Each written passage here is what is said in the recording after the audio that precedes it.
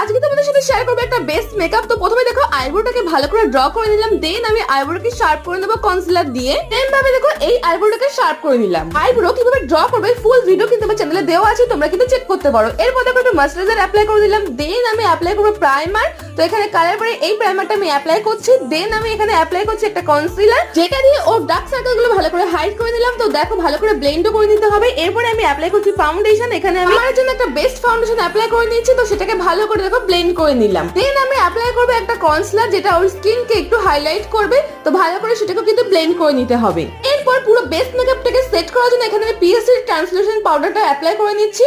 তো ভালো করে মেকআপটা সেট করে নেওয়ার পর এখানে আমি ব্লাশ অ্যাপ্লাই করছি।